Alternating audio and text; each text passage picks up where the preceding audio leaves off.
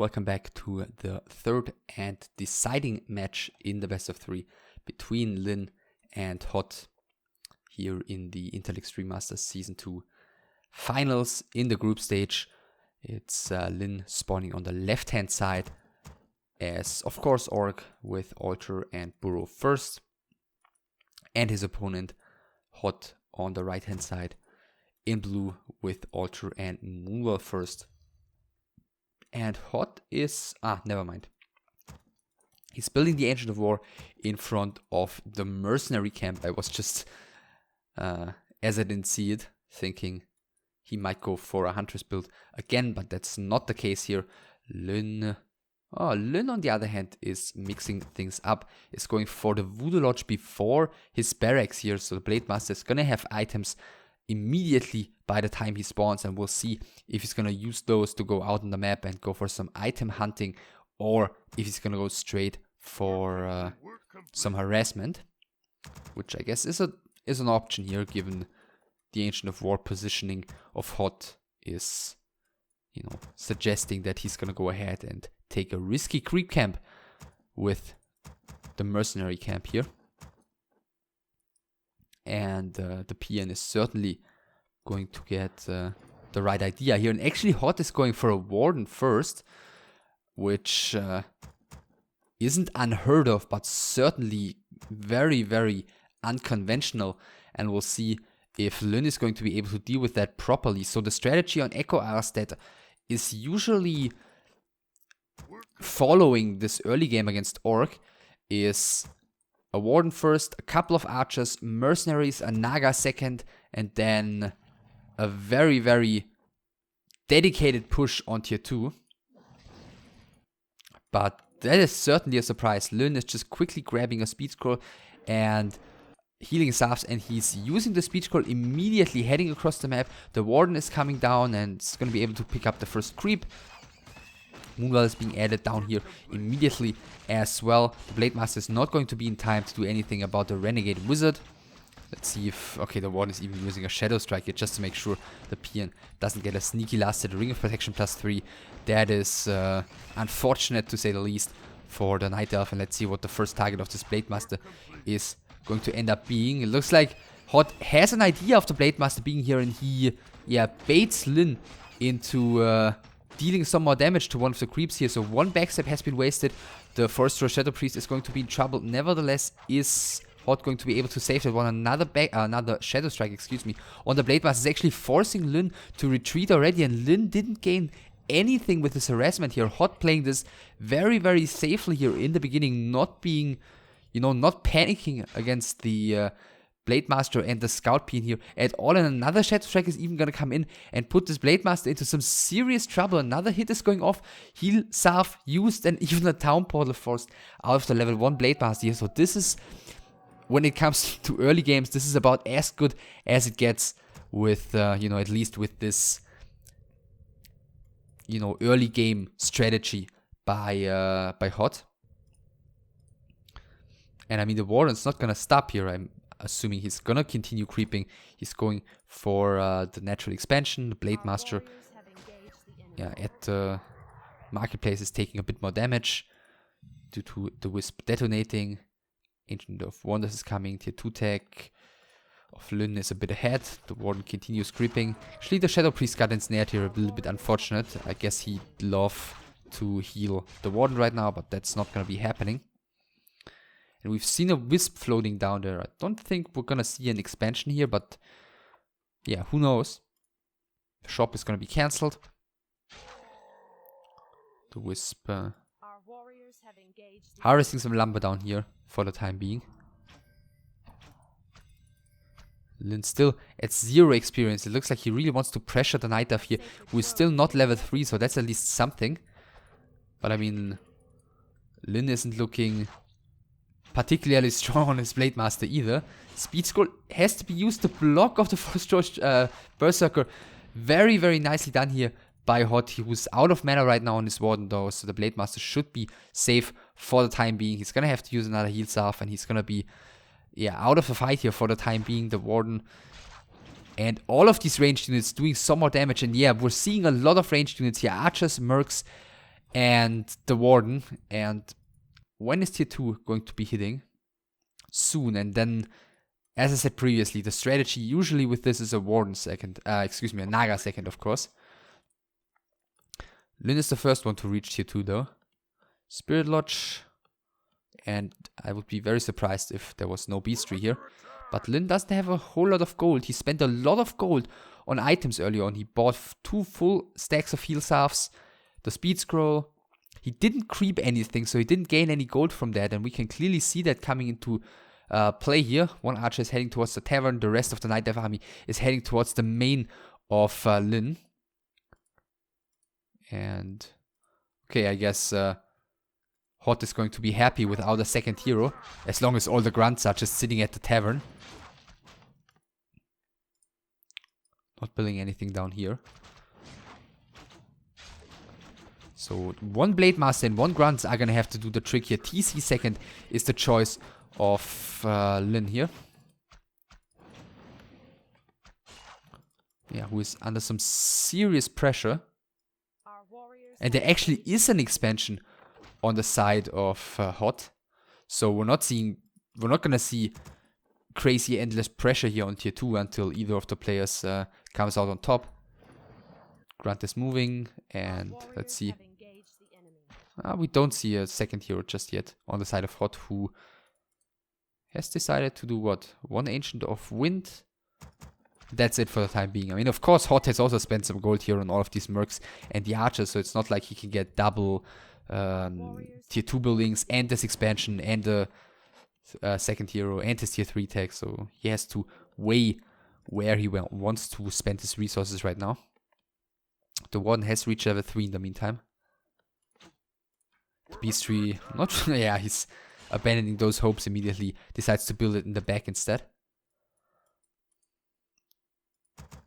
Our town is under attack. The grunts, finally the grunts are going to retreat towards the base to help in the defense.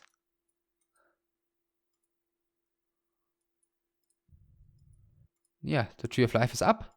Naga second finally picked up, not really, well, didn't really come into play in this push, obviously, so I'm not sure if it's still the most sensible choice, but I mean, HoT clearly has an idea of what he's doing here.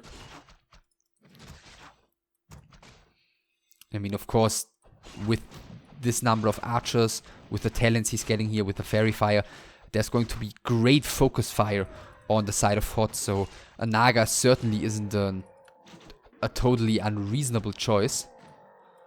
Sentry wards found, one immediately placed. The Blade Master did get a heal scroll here, not the invul. The invul is on the Warden, and it looks like the pressure will be kept up. Expansion is about to start running. I believe Lyn missed that when he scouted earlier with the grunts here. And yeah, HoT is staying on tier 2, so never mind. It looks like he's just gonna go all out for insane pressure with this expansion to back him up. The Naga certainly points towards that. I guess the archers, which by the way have the range upgrade finished. The archers, of course, want to be used, you know, properly, as long as they are of some use before the orc gets a big tier 2 army with Spirit Link and everything, and the archers just fall like flies.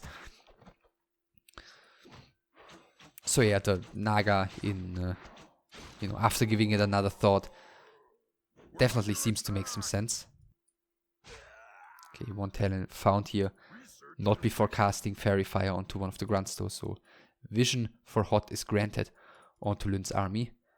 Lyn still has this TC, which is not yet level 2. And a Blade Master, which is not yet level 2. And now we see the engagement speed scroll coming in, and HoT immediately decides to town portal out. Alright. Looks, okay, peons were coming in from the top.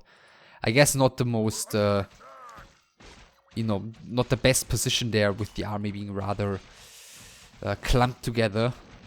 Not the greatest concave with all of these ranged units. Not really too much space to micro back, so okay.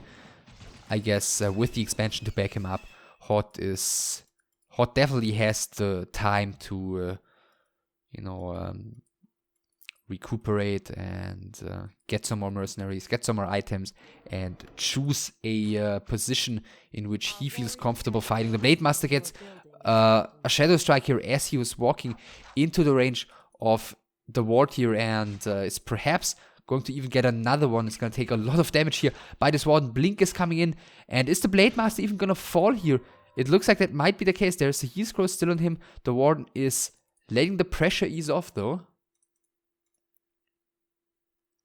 Blade Master is still taking damage. He needs to use the heal scroll, I believe. No, the Shadow Strike just wearing off one tick before the Blade Master would have died. We're under attack. Right, some more creeping being done, but I mean, this is a very, very scary army on the side of HoT, who's blinking past the Scout Raider and is going straight for the TC, and Lyn is once again gonna have to run. HoT, by the way, has a heal scroll. He's got 2 Invo potions, but no town portal. Right, the one talent is gonna be picked off, but the Raider, yeah, okay, lands one more ensnare, but is dying as well. A trait that HoT is very gladly going to take. The level 2 Naga by now is casting the first Fog Lightning onto the TC, and that is the very first target, and the TC has no items. Lands a good shockwave. The heal scroll has been used already on the side of HoT, who has passed one of the Invo potions onto his Naga, which is going to keep the one alive for a second, and Lyn's army is just so small, and he cannot really continue staying in this fight. The TC buys a heal scroll, uses it immediately, yeah, saving the Raider here for the time being. Now TC is once again gonna get some heat here. There's no more Shadow Strike available on the Warden, but it's still enough damage. It looks like the Naga might be falling in return. The second Invo potion has been passed onto her, but the Naga dies beforehand. But this Blade Master is taking so much damage now with the Warden again having the mana. Another Shadow Strike lands on the Blade Master, and Lyn is the one who has to call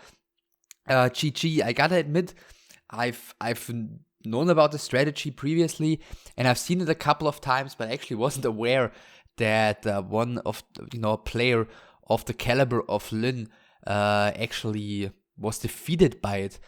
And I guess there were some significant mistakes made by Lyn.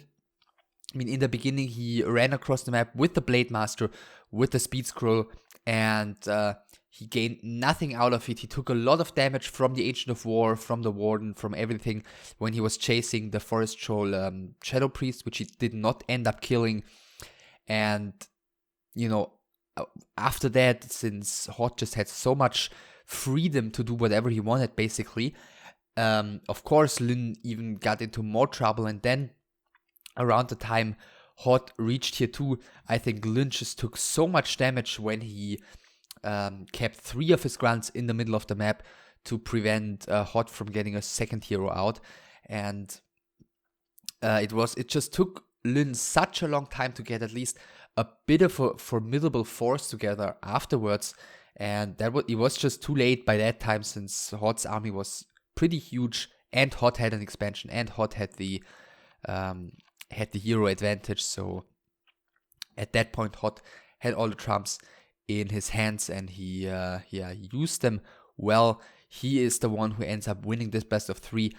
Lyn is still on top of the group. Of course, Grubby has one less match played, and with this victory of HoT, there is another decisive result in this group, and that is that HaSuOps is now officially eliminated, since he is at 0 points. He has one more match to play, so he can get up to 3 points tops, and HoT and Proteus are still going to meet. So one of them is going to have 6 points, and of course Grubby and Lyn both have 6 points already. So HaSuOps is no longer going to be able to get into the top 3 of this group. On the next play here in Group A, we'll have the match between the 2 players on the top, Grubby against Lyn, and we're gonna have the formerly mentioned HoT against Proteus. Next up is gonna be Group B though, with the match between 2 players who really need some points. The match between Paladin and Elfie. I hope you'll check it out. As always, I hope this match, this best of 3, deserved some thumbs up and some comments, and I'll see you for Paladin against Elfie. Take care.